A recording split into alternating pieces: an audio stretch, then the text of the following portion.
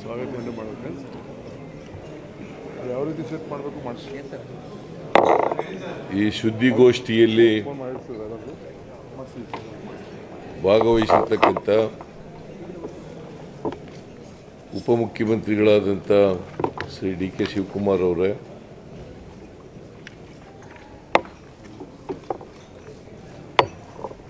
ರಾಜಕೀಯ ಕಾರ್ಯದರ್ಶಿಗಳಾದಂಥ ಫೈನಾನ್ಸ್ ಶ್ರೀ ನಸೀರ್ ಅಹಮದ್ ಅವರೇ, ಹಣಕಾಸಿನ ಸಲಹೆಗಾರರಾದಂಥ ಶ್ರೀ ರಾಯರೆಡ್ಡಿ ಅವರೇ, ಸರ್ಕಾರದ ಮುಖ್ಯ ಸಚೇತಕರಾದಂಥ ವಿಧಾನಸಭೆಯಲ್ಲಿ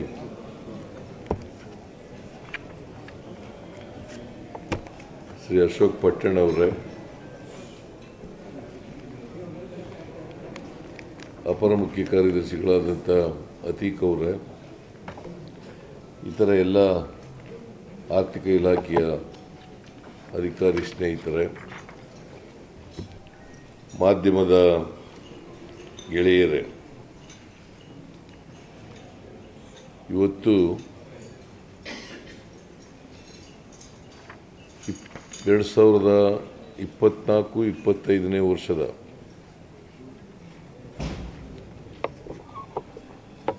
ಆಯವ್ಯಯವನ್ನು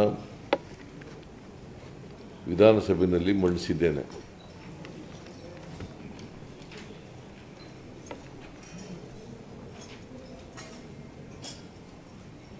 ಈ ಆಯವ್ಯಯದಲ್ಲಿ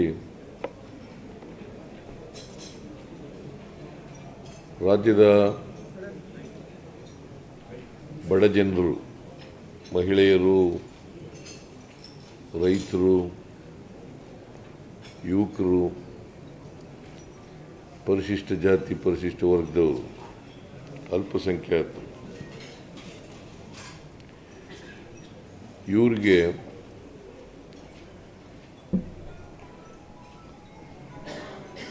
ಕೊಂಡ್ಕೊಳ್ತಕ್ಕಂಥ ಶಕ್ತಿ ಮಾಡ್ತಕ್ಕಂಥ ಪ್ರಯತ್ನವನ್ನು ಒಂದು ಕಡೆ ಮಾಡಿದ್ದೀವಿ. ಇನ್ನೊಂದು ಕಡೆ ರಾಜ್ಯದ ಸರ್ವಾಂಗೀಣ ಅಭಿವೃದ್ಧಿಗೆ ಒತ್ತು ಕೊಡ್ತಕ್ಕಂಥ ಕೆಲಸವನ್ನು ಕೂಡ ಮಾಡಿದ್ದೇವೆ. ಇವತ್ತು ದೇಶದಲ್ಲಿ ಬೆಲೆ ಏರಿಕೆ, ಹಣದುಬ್ಬರ, ನಿರುದ್ಯೋಗ ಇವುಗಳ ಸಮಸ್ಯೆಯಿಂದ ಬಡವರು ಜೀವನ ಸಾಗಿಸ್ತಕ್ಕಂಥದ್ದು ಭಾಳ ಕಷ್ಟದ ಪರಿಸ್ಥಿತಿ ಇದೆ. ಅದಕ್ಕೋಸ್ಕರ ಬಡವರಿಗೆ ಕೊಂಡ್ಕೊಳ್ತಕ್ಕಂಥ ಶಕ್ತಿಯನ್ನು ಹೆಚ್ಚು ಮಾಡಬೇಕು ಅಂತೇಳಿ ನಾವು ಗ್ಯಾರಂಟಿ ಯೋಜನೆಗಳನ್ನು ಜಾರಿ ಮಾಡತಕ್ಕಂಥ ಪ್ರಯತ್ನವನ್ನು ಮಾಡೋದು. ಈ ಆರ್ಥಿಕ ವರ್ಷದಲ್ಲಿ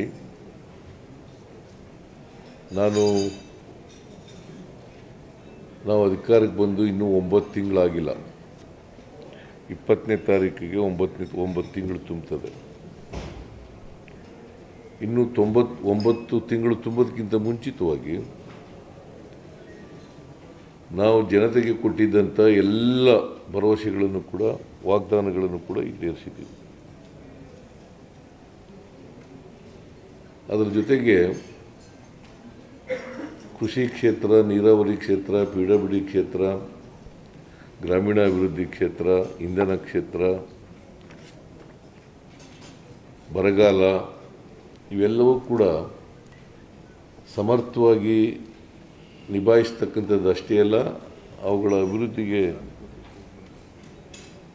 ಹಣ ಕೂಡ ಒದಗಿಸ್ತಕ್ಕಂಥ ಕೆಲಸವನ್ನು ಮಾಡಿದ್ದೀವಿ.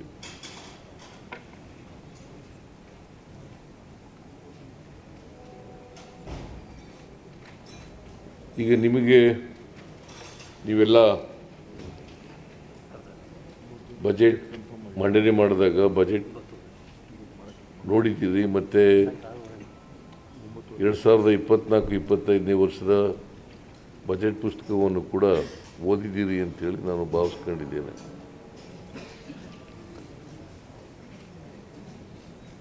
ಈ ವರ್ಷ ಅಂದರೆ 24-25ನೇ ವರ್ಷಕ್ಕೆ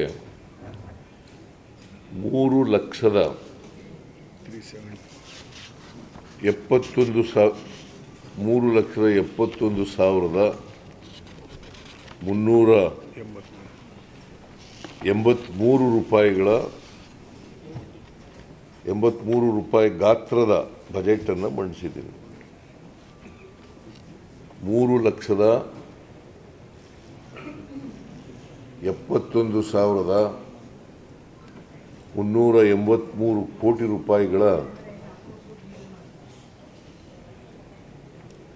ಗಾತ್ರದ ಬಜೆಟನ್ನು ಮಂಡಿಸಿದ್ದಾರೆ. ಕಳೆದ ವರ್ಷ ಬಜೆಟ್ ಗಾತ್ರ ಅಂದರೆ ನಾನು ಜುಲೈನಲ್ಲಿ ಮಂಡಿಸಿದಂಥ ಬಜೆಟ್ನಲ್ಲಿ ಬಜೆಟ್ ಗಾತ್ರ 3,27,747 ಕೋಟಿ ಇತ್ತು. 3,27,747 ಕೋಟಿ ಇತ್ತು. ಇದಕ್ಕೆ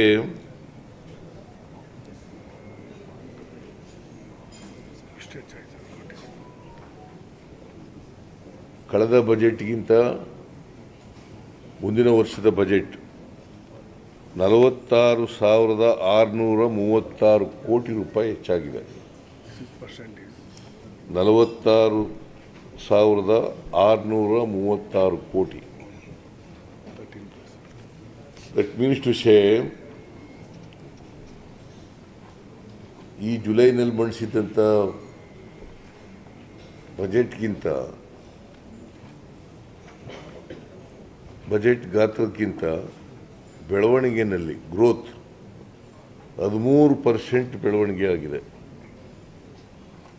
13% ಗ್ರೋತ್ ಈಸ್ ದೇರ್.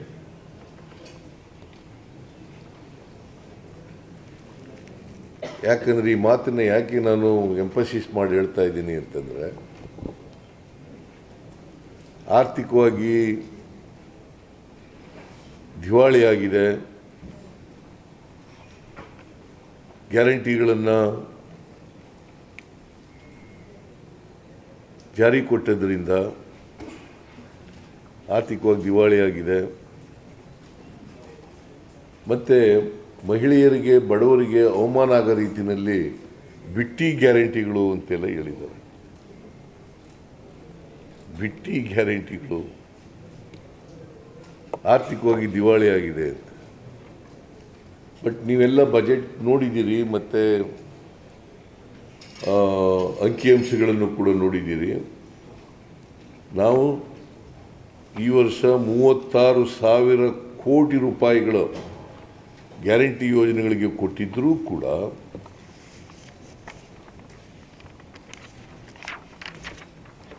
ಅಭಿವೃದ್ಧಿ ಕೆಲಸಗಳಿಗೂ ಕೂಡ ದುಡ್ಡನ್ನು ಕೊಟ್ಟಿದ್ದೀವಿ. ಅಷ್ಟೇ ಅಲ್ಲ, ಈ ವರ್ಷ ಬರಗಾಲ ಬೇರೆ. ಈ ವರ್ಷ ಬರಗಾಲ ಬೇರೆ.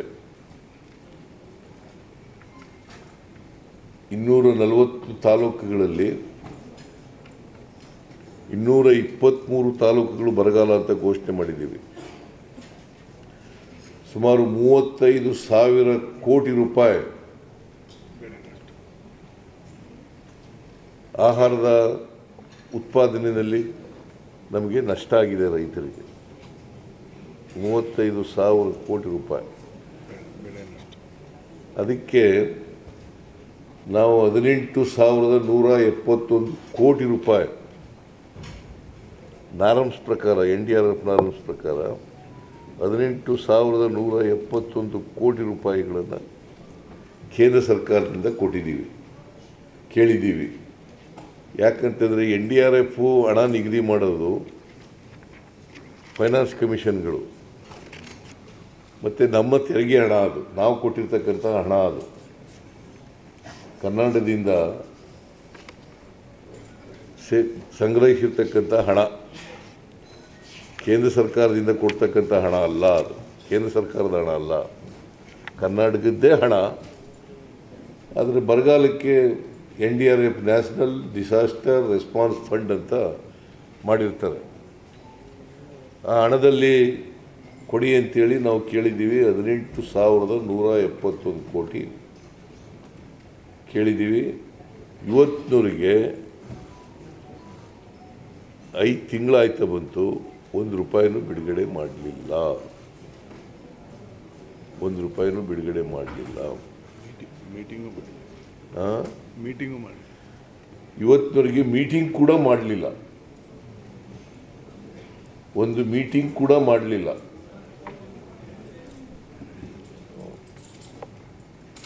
ಆದರೂ ಇಲ್ಲಿ BJPಯವರು ಬಾಯಿ ಬಂದಾಗ ಮಾತಾಡ್ತಾರೆ. ಬಹುಶಃ ನಾನು 83ರಿಂದ ವಿಧಾನಸಭೆಯಲ್ಲಿದ್ದೀನಿ. ಯಾವ ನಾನು ವಿರೋಧ ಪಕ್ಷದಲ್ಲೂ ಇದ್ದೀನಿ, ರೂಲಿಂಗ್ ಪಾರ್ಟಿನಲ್ಲೂ ಇದ್ದೀನಿ. ಯಾವಾಗಲೂ ಕೂಡ ಬಜೆಟನ್ನು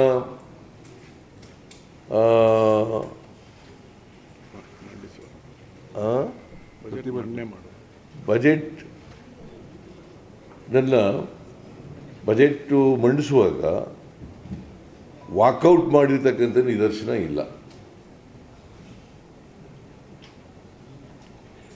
ವಾಕೌಟ್ ಮಾಡಿರ್ತಕ್ಕಂಥ ನಿದರ್ಶನ ಇಲ್ಲ. ಇನ್ನೂ ಬಜೆಟ್ ಸ್ಪೀಚ್ ಓದ್ಲಿಕ್ಕೆ ಪ್ರಾರಂಭ ಮಾಡ್ತಿದ್ದಾಗಲೇ ನಾನು ಯಾರು ಹಿಂದೆ ಮಂತ್ರಿ ಆಗಿದ್ರಲ್ಲ, ಯಾರವರು ಸುನೀಲ್ ಅವರು ಏನಿಲ್ಲ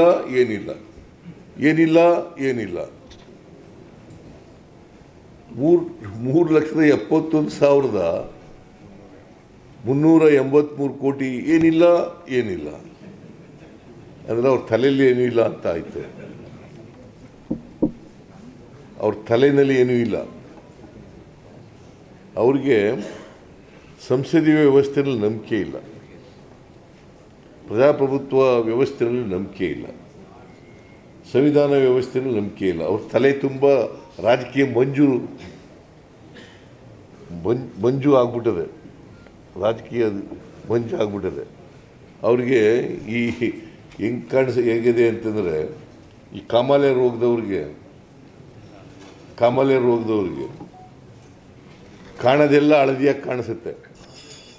ಆ ಥರ ಆಗ್ಬಿಟ್ಟದೆ ಅವ್ರಿಗೆ. ಪಾಪ ರಾಜಕೀಯ ಮಾಡಲಿ, ಬೇಡ ಅಂತ ಹೇಳಲ್ಲ ನಾನು. ರಾಜಕೀಯ ಮಾಡಲಿಕ್ಕೆ ಬೇಡ ಅಂತ ಹೇಳಲ್ಲ, ರಾಜಕೀಯವಾಗಿ ಹೇಳಿಕೆಗಳು ಕೊಡಬೇಡಿ ಅಂತ ಹೇಳಲ್ಲ. ಆದರೆ ಯಾವುದೇ ಟೀಕೆಗಳು, ಆ ಟೀಕೆಗಳು, ಆರೋಪಗಳು ಆರೋಗ್ಯಕರವಾಗಿರಬೇಕು.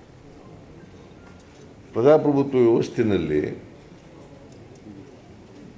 ಇವರು ಟೀಕೆ ಮಾಡಲಿಕ್ಕೆ ಟೀಕೆ ಮಾಡ್ತಾರೆ. ಈಗ ನೀವು ನೋಡಿದ್ರಲ್ಲ, ವಿರೋಧ ಪಕ್ಷದವರು ಏನಿಲ್ಲ ಅಂತ ಶುರು ಮಾಡಿದ್ರು ನಮ್ಮ ಮೊದಲನೇ ಸೆಂಟೆನ್ಸ್ ಓದುವಾಗಲಿಂದಲೇ. ಆಮೇಲೆ ಪ್ಲಕಾರ್ಡ್ಗಳು ಇಳ್ಕೊಂಡ್ಬಂದ್ಬಿಟ್ಟಿದ್ದಾರೆ. What does it mean, what does it indicate? Plan ಮಾಡ್ಕೊಂಡ್ಬಂದಿದ್ರಲ್ವಾ? ಬಜೆಟ್ ಕೇಳಬಾರ್ದು ಅಂತ ಪ್ಲ್ಯಾನ್ ಮಾಡ್ಕೊಂಡ್ಬಂದಿದ್ರಲ್ವ? ಯಾಕಂತಂದರೆ ನಾನು ವಸ್ತುಸ್ಥಿತಿಯನ್ನು, ಕರ್ನಾಟಕದಲ್ಲಿರ್ತಕ್ಕಂಥ ವಸ್ತುಸ್ಥಿತಿಯನ್ನು ಹೇಳ್ತಾ ಇದ್ದೀನಿ ಅನ್ನೋದು ಅವ್ರಿಗೆ ನುಂಗಲಾರದ ತುತ್ತು. ವಸ್ತುಸ್ಥಿತಿ ಹೇಳಿದ್ರೆ ನುಂಗಲಾರದ ತುತ್ತು. ನಮ್ಮಲ್ಲಿ ಒಂದು ಹಳ್ಳಿನಲ್ಲಿ ಒಂದು ಗಾದೆ ಹೇಳ್ತಾರೆ, ಇದ್ದಂಗೆ ಹೇಳಿದ್ರೆ ಎದ್ದು ಬಂದು ಎದೆಗೊದ್ರು ಅಂತ. ಇದ್ದಂಗೆ ಹೇಳಿದ್ರೆ ಎದ್ದು ಬಂದು ಎದೆಗೊದ್ರು ಅಂತ ಒಂದು ಗಾದೆ ಹಳ್ಳಿನಲ್ಲಿ. ಥ್ರೋಟ್ ಕರ್ನಾಟಕ ಇದೆಯಾ? ಹಾಂ, ನಮ್ಮ ಕಡೆ ನಮ್ಮ ಹಳ್ಳಿನಲ್ಲಿ ಮಾತಾಡ್ತಾ ಇದ್ರು ಹಂಗೆ. ಉತ್ತರ ಕರ್ನಾಟಕ ಸತ್ಯ ಹೇಳಿದ್ರೆ ಅವ್ರಿಗೆ ತಡ್ಕೊಳಕ್ಕಾಗಲ್ಲ ಪಾಪ. ಸತ್ಯ ಹೇಳಿದ್ರೆ ತಡ್ಕೊಳಕ್ಕಾಗಲ್ಲ. ನಾನು ಕರ್ನಾಟಕಕ್ಕಾಗಿರ್ತಕ್ಕಂಥ ಅನ್ಯಾಯ ಹೇಳಬೇಕಾಗಿದ್ದು ನನ್ನ ಕರ್ತವ್ಯ, ನನ್ನ ಜವಾಬ್ದಾರಿ. ಈ ರಾಜ್ಯದ ಮುಖ್ಯಮಂತ್ರಿಯಾಗಿ ಕರ್ನಾಟಕಕ್ಕೆ ಕೇಂದ್ರದಿಂದ ಆಗಿರ್ತಕ್ಕಂಥ ಅನ್ಯಾಯವನ್ನು ಈ ರಾಜ್ಯದ 7 ಕೋಟಿ ಜನರಿಗೆ ತಿಳಿಸಬೇಕಾಗಿರ್ತಕ್ಕಂಥದ್ದು ನನ್ನ ಜವಾಬ್ದಾರಿ, ನನ್ನ ಕರ್ತವ್ಯ. ಅದು ಬಹುಶಃ ಅವರು ಕೂಡ ಕೋಲೆ ಬಸವಂತರ ತಲೆ ಆಡಿಸ್ತೇನೆ ಅಲ್ಲಿ ಕೇಳಬೇಕಾಗಿತ್ತು ಪಾರ್ಲಿಮೆಂಟ್ನಲ್ಲಿ. ಇನ್ಯಾವನೋ ನಾನು ಇವ್ನು ನೋಡಿದೆ ಟಿ ವಿನಲ್ಲಿ, ಯಾರು ಕೋಲಾರದ MP ಯಾರು ಸ್ವಾಮಿ ಯಾವತ್ತಾರು ಒಂದಿನ ಬಾಯಿ ಬಿಟ್ಟಿದ್ದಾರ ಕರ್ನಾಟಕ ಅನ್ಯಾಯ ಆಯಿತು ಅಂತ?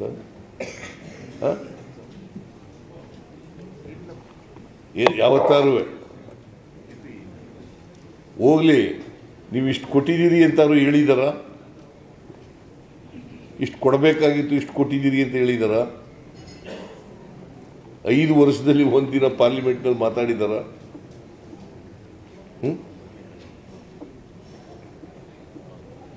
ಈಗ ಹೇಳಿ ನೀವೇ, ಅವರು MP ಆಗಲಿಕ್ಕೆ ಲಾಯಕ ನಾಲಾಯಕ?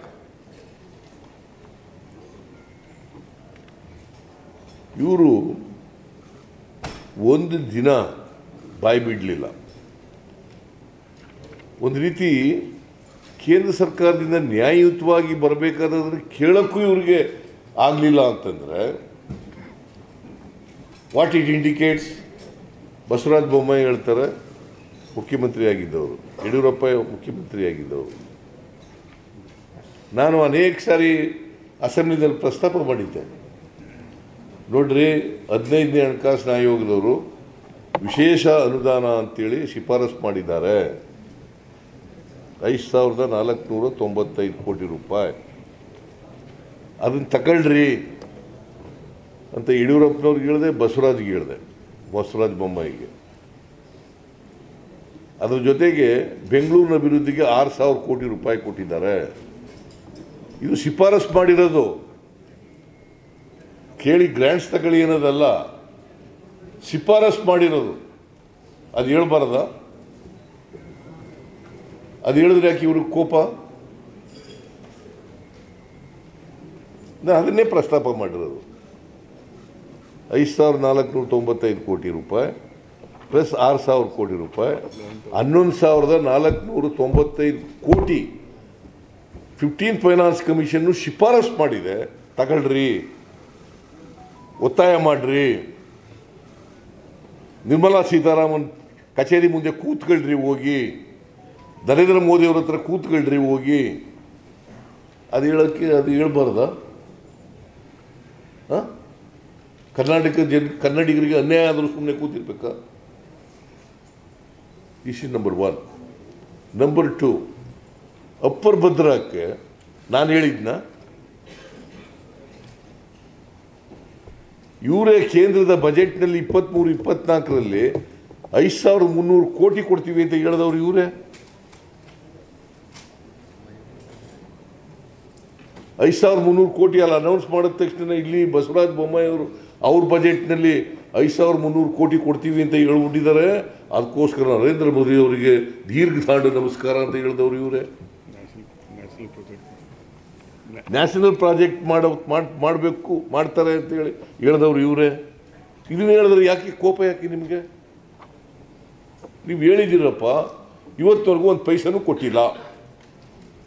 5,300 ಕೋಟಿ ಅಪ್ಪರ್ ಭದ್ರಾ ಪ್ರಾಜೆಕ್ಟಿಗೆ ಕೊಡ್ತೀವಿ ಅಂತೇಳಿ ನಿರ್ಮಲಾ ಸೀತಾರಾಮನ್ ಅವರು ಕೇಂದ್ರದ ಬಜೆಟ್ನಲ್ಲಿ, ಬಜೆಟ್ ಸ್ಪೀಚ್ನಲ್ಲಿ ಹೇಳಿದ್ದಾರೆ. ಬೇಕಾದ್ರೆ ನೀವು ಬಜೆಟ್ ಸ್ಪೀಚನ್ನು ತೆಗೆದು ನೋಡ್ಬೋದು, ಅವ್ರ ಬಜೆಟ್ ಸ್ಪೀಚನ್ನು ತೆಗೆದು ನೋಡ್ಬೋದು. ಅದು ಇದೆಯಂತೆ ಇಲ್ವಾ? ನಾನೇ ಓದಿದ್ದೆ, ಇದೆಯಾ?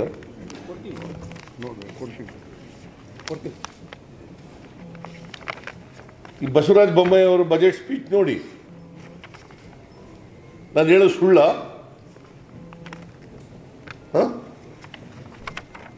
ಇದೆಲ್ಲ ಸತ್ಯ ಹೇಳ್ಬಿಡ್ತಾ ಇದ್ದಾರೆ. ಈ ದೇಶದ ರಾಜ್ಯದ ಜನರಿಗೆ ಗೊತ್ತಾಗ್ಬಿಡ್ತದೆ ಅಂಥೇಳಿ ನೀವು ಪ್ಲಕಾರ್ಡ್ ಹಿಡ್ಕೊ ಬಂದ್ರೆ ನೀವು ಇದು ಕರ್ನಾಟಕದ ಜನರಿಗೆ, ಕನ್ನಡಿಗರಿಗೆ ಮಾಡ್ತಕ್ಕಂಥ ದ್ರೋಹ ಅಲ್ವಾ? ಕರ್ನಾಟಕದ ಜನರಿಗೆ ಮಾಡ್ತಕ್ಕಂಥ ದ್ರೋಹ ಅಲ್ಲ ಇದು?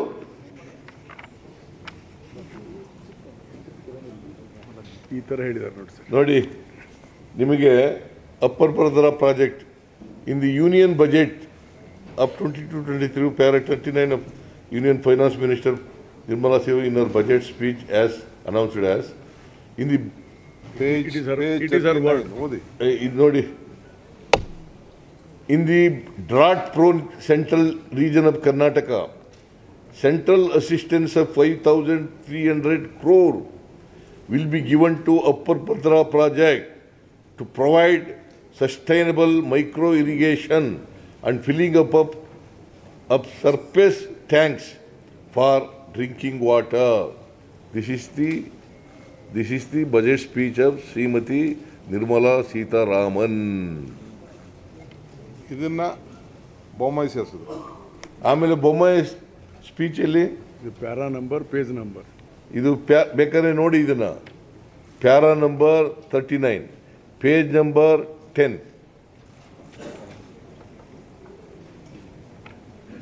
ಅದು ಇಲ್ವಾ ಬಜೆಟ್ ಪುಸ್ತಕ? ಬೊಮ್ಮಾಯಿ ಪುಸ್ತಕದ್ದೇ ಇದೆ. ಅಲ್ಲಲ್ಲ, ಬಸವರಾಜ ಬೊಮ್ಮಾಯಿದು. ನಾನೇನು ಬೇರೆ ಏನು ಹೇಳೇ ಇಲ್ಲ, ಅವ್ರು ಹೇಳಿರೋದನ್ನೇ ರಿಪೀಟ್ ಮಾಡಿದ್ದೀನಿ ಅಷ್ಟೇ. Why they are angry?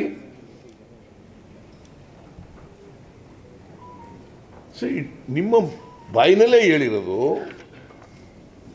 ಅದನ್ನು ಹೇಳಿದ್ರೆ ತಕಾಳಿ ಹಿಡ್ಕೊಬತ್ತೀರಾ, ಬಾಯ್ಕಾಟ್ ಮಾಡ್ತೀರಾ, ವಾಕೌಟ್ ಮಾಡ್ತೀರಾ?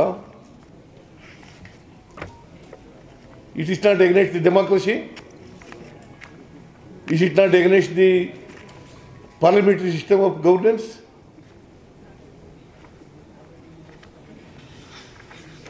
This is what they have done today.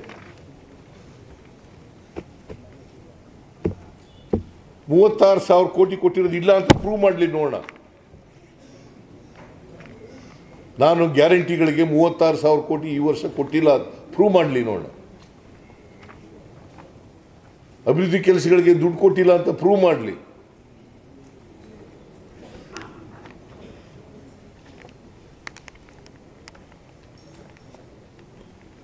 ಚರ್ಚೆ ಮಾಡ್ಬೋದಾಗಿತ್ತು, ಕೂತ್ಕೊಂಡು ಕೇಳ್ಬೋದಾಗಿತ್ತು. ಅದಕ್ಕೆ ಇವ್ರ ತಲೆನಲ್ಲಿ ಏನೂ ಇಲ್ಲ. ಮಂಜು ಕೌದೋಗ್ಬಿಟ್ಟಿದೆ, ರಾಜಕೀಯ ಮಂಜು, ಜನದ್ರೋಹದ ಕೆಲಸ, ಕನ್ನಡಿಗರ ಜನದೋಗದ ಕೆಲಸ. ಸೊ ಇದು ಮಾಡಿರ್ತಕ್ಕಂಥದ್ದು. ಆಮೇಲೆ ಬಸವರಾಜ ಬೊಮ್ಮಾಯಿ ಅವರು ಏನು ಹೇಳಿದ್ದಾರೆ, ಸಾಲ ಮಾಡಿದ್ದಾರೆ ಅಂತ ಹೇಳ್ತಾರೆ. ನಾನು ಸ್ವಾತಂತ್ರ್ಯ ಬಂತವಿಂದ ನಾನು ಹಣಕಾಸಿನ ಮಂತ್ರಿ ಆಗಿರೋವರಿಗೆ ಮಾರ್ಚ್ 2017-18 ಈ ರಾಜ್ಯದ ಮೇಲೆ ಸಾಲ ಇದ್ದದ್ದು 2,42,000 ಕೋಟಿ. ನಾನು ಮಾಡಿರೋದು 1,12,000 ಕೋಟಿ ಅಷ್ಟೇ. ಹೋದ ವರ್ಷ ಎಷ್ಟು ಮಾಡಿದ್ರು ಇವ್ರ ಬಜೆಟ್ನಲ್ಲಿ ಎಷ್ಟು ಹೇಳಿದರು? 80,000 ಕೋಟಿ. ನಾನು ಮಾಡಿದ್ನ, ನಾನು ಯಾವತ್ತೂ ಕೂಡ 24,000 ಕೋಟಿಗಿಂತ ಬೊಮ್ಮಾಯಿ ಬಜೆಟ್ ಓದ್ತೀನಿ ನೋಡಿ. ನೀವು ಇವೆಲ್ಲ ಹೇಳ್ಬೇಕು ನೀವು, ದಯಮಾಡಿ ಪ್ಲೀಸ್. ಲಾಸ್ಟ್ ಬಜೆಟ್ ಯಾಕೆ ಇವರು ಸುಳ್ಳು ಹೇಳ್ತಾ ಇದ್ದಾರಲ್ಲ. ಕೇಂದ್ರ ಸರ್ಕಾರವು ನೋಡಿ, ಇದು ಅವ್ರ ಬಜೆಟ್ ಸ್ಪೀಚು. ಡೇಟ್ ಹೇಳಿ ಸರ್, ಡೇಟ್ ಹೇಳಿ. ಬಜೆಟ್ ಸ್ಪೀಚ್ 17 ಫೆಬ್ರವರಿ 2023 ಮಂಡಿಸಿರೋದು ಅವ್ರ ಬಜೆಟ್ ಸ್ಪೀಚ್. Para 86, page 31. ಕೇಂದ್ರ ಸರ್ಕಾರವು 23-24ನೇ ಸಾಲಿನ ಆಯವ್ಯಯದಲ್ಲಿ ಚಿಕ್ಕಮಗಳೂರು, ಚಿತ್ರದುರ್ಗ, ದಾವಣಗೆರೆ ಹಾಗೂ ತುಮಕೂರು ಜಿಲ್ಲೆಗಳ ರೈತರಿಗೆ ನೀರಾವರಿ ಸೌಲಭ್ಯ ಕಲ್ಪಿಸುವ ಭದ್ರಾ ಮೇಲ್ದಂಡೆ ಯೋಜನೆಗೆ ಪ್ರಸಕ್ತ ಸರ್ಕಾರದ ತೀವ್ರ ಪ್ರಯತ್ನದ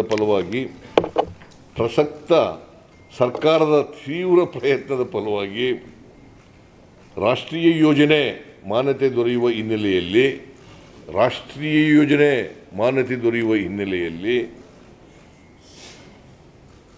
ಕೇಂದ್ರ ಸರ್ಕಾರವು 5,300 ಕೋಟಿ ರು ಸಹಾಯಧನ ಘೋಷಣೆ ಮಾಡಿದೆ. ನಾನು ಹೇಳೋದಲ್ಲ, ಇದು ಮಿಸ್ಟರ್ ಬಸವರಾಜ ಬೊಮ್ಮಾಯಿ ಸೇಮ್ ಹೇಳಿದೆ. ರಾಜ್ಯದ ಜನತೆಯ ಪರವಾಗಿ ಸನ್ಮಾನ್ಯ ಪ್ರಧಾನಮಂತ್ರಿಗಳಿಗೆ ಹಾಗೂ ಕೇಂದ್ರ ಸರ್ಕಾರಕ್ಕೆ ಧನ್ಯವಾದಗಳನ್ನು ಸಲ್ಲಿಸುತ್ತೇನೆ. ಇದು ಮಿಸ್ಟರ್ ಬಸವರಾಜ ಬೊಮ್ಮಾಯಿ ಅವರ budget speech. Union government union government speech ಓದ್ದೆ ಯೂನಿಯನ್ ಗೌರ್ಮೆಂಟ್ ಬಜೆಟ್ ಸ್ಪೀಚ್ನೇ ಓದ್ಬಿಡ್ತೀನಿ ನೋಡಿ. ಅದು same sir. In the budget-prone central region of Karnataka, central assistance, in the drought-prone central region of Karnataka, central assistance of rupees 5,300 crore will be given to Upper Bhadra project to provide sustainable micro irrigation and filling up of surface tanks for drinking water. ಇದು ಅವ್ರ budget speech, Nirmala Sitharaman ಅವ್ರದ್ದು. ಇದು ಬಸವರಾಜ ಬೊಮ್ಮಾಯಿ ಅವರ budget speech. ನಾನು ಇದಲ್ಲದೆ ಬೇರೆ ಏನು ಹೇಳಿದ್ದೀನಿ? ನಾನು ಹೇಳಿರೋದು ಇಲ್ಲಿವರೆಗೂ ₹1 ಕೊಟ್ಟಿಲ್ಲ. ಕೊಟ್ಟಿದ್ದಾರಾ? ಇಲ್ಲಿವರೆಗೂ ₹1 ಕೊಟ್ಟಿಲ್ಲ. ನಿಮ್ಗೆ ಒಪ್ಪಿಗೆನಾ? ಕೊಡದೇ ಇರೋದು ಇಲ್ಲಿವರೆಗೆ ₹1 ಕೇಂದ್ರ ಸರ್ಕಾರದವರು ಹೇಳ್ಬಿಟ್ಟು ನಾನು ಹೇಳ್ಬೇಕಾ ಬೇಡ? ನಿಮಗೆ ತಿಳಿಸ್ಬೇಕಾ ಬೇಡ? ಈ ರಾಜ್ಯದ ಜನರಿಗೆ ತಿಳಿಸ್ಬೇಕಾ ಬೇಡ? ಹಿಂಗೆ ಕೊಡಲಿಲ್ಲಪ್ಪ, ಮೋಸ ಮಾಡಿಬಿಟ್ರು, ಮಾತು ತಪ್ಪಿಕೊಬಿಟ್ಟಿರೋ ಅಂತ ಹೇಳ್ಬೇಕಾ ಬೇಡ? ಸರ್, ಬೊಮ್ಮಾಯಿ ಹೇಳ್ತಾ ಇದ್ರು ಮ್ಯಾಚಿಂಗ್ ಗ್ರ್ಯಾಂಡ್ ಕೊಡಬೇಕಂತ. ಇಲ್ಲಿ ನೋಡಿ ಸರ್, ಸೆಂಟ್ರಲ್ ಅಸಿಸ್ಟೆನ್ಸ್ ಅಂತ ಕ್ಲಿಯರ್ ಹೇಳಿದ್ದಾರೆ. ಆಮೇಲೆ ಬೊಮ್ಮಾಯಿ ಅವರು ಸುಳ್ಳು ಹೇಳ್ತಾರೆ, ಮ್ಯಾಚಿಂಗ್ ಗ್ರ್ಯಾಂಟ್ ಕೊಡಬೇಕು, ಅದು ಕೊಡಲಿಲ್ಲ ರಾಜ್ಯ ಸರ್ಕಾರದವರು. ಇಲ್ಲೇನು ಹೇಳಿದ್ದಾರೆ ಅಂದರೆ, ಇನ್ ದ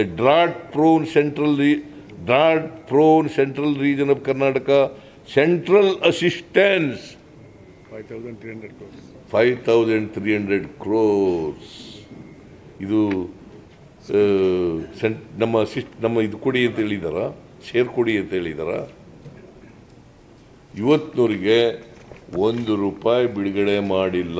ಅದನ್ನೇ ನಾನು ಬಜೆಟ್ನಲ್ಲಿ ಹೇಳಿದ್ದೀನಿ. ರಾಜ್ಯಪಾಲರ ಭಾಷಣ ಹೇಳಿದ್ದಾರೆ. ರಾಜ್ಯಪಾಲರು ಓದ್ತಿದ್ರ? ಸುಳ್ಳು ಹೇಳ್ಬಿಟ್ಟಿದ್ರೆ ನಾನು ಸುಳ್ಳು ಹೇಳ್ಬಿಟ್ಟಿದ್ರು. ರಾಜ್ಯಪಾಲರು ಅವ್ರ ಭಾಷಣದಲ್ಲಿ ಓದ್ತಿದ್ರ? It's a fact, it's a truth. ಇದನ್ನ ಹೇಳಿದ್ರೆ ಅವ್ರಿಗೆ ತಡ್ಕೊಳಕ್ಕಾಗಲ್ಲ. ಸೊ ಅದಕ್ಕೆ ಅವರು ಬಹುಶಃ ಕೂತ್ಕೊಂಡು ಕೇಳೋಕ್ಕಾಗ್ದೇನೆ ಒದ್ದಾಡಿ ಮಿಲಿ ಮಿಲಿ ಮಿಲಿ ಮಿಲಿ ಅಂತ ಒದ್ದಾಡಿ, ಬೆಂಕಿ ಬಿದ್ದವ್ರ ಥರ, ಬೆಂಕಿಗೆ ಬಿದ್ದ ಉಳುನ್ ಥರ ಒದ್ದಾಡಿ ಎದ್ದೋದ್ರು.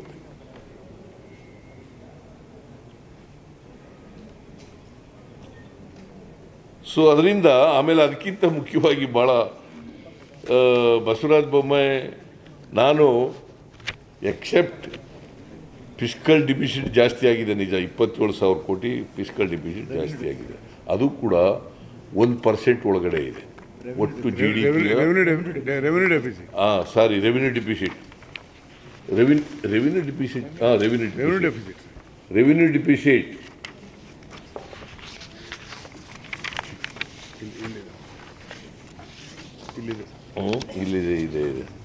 ರೆವಿನ್ಯೂ ಡಿಫಿಸಿಟ್ ನೋಡಿ, ಬೇರೆ ರಾಜ್ಯಗಳದ್ದು ಹೇಳ್ಬಿಡ್ತೀನಿ ನಾನು. ಕರ್ನಾಟಕ 27,354 ಕೋಟಿ ಮುಂದಿನ ವರ್ಷಕ್ಕೆ.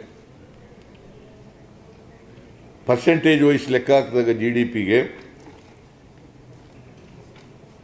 97%, 1%ಗಿಂತ ಕಡಿಮೆ. 0.97 ಫಿಸ್ಕಲ್ ಡಿಫಿಸಿಟ್ಟು ನಮ್ಮ ರಾಜ್ಯದ್ದು 82,981 ಕೋಟಿ. ಪರ್ಸೆಂಟೇಜ್ ವೈಸ್ ಎಷ್ಟಪ್ಪ ಫಿಸ್ಕಲ್ ಡಿಫಿಸಿಟು ಅಂತಂದರೆ 2.95. ಹೆಲ್ತಿ ಫಿಸ್ಕಲ್ ಪೊಸಿಷನ್ ಇರಬೇಕು ಅಂತಂದರೆ according to the 2002 fiscal responsibility act 3% ಒಳಗಡೆ ಇರುತ್ತೆ. 3% ಒಳಗಡೆ ಇದೆ ಫಿಸ್ಕಲ್ ಡಿಫಿಸಿಟ್ಟು, ನಂಬರ್ 1. ಆಮೇಲೆ ಬಾರೋಯಿಂಗ್ಸು 1,05,246 ಕೋಟಿ ಅಂತಂದರೆ ಅದು 23.68%.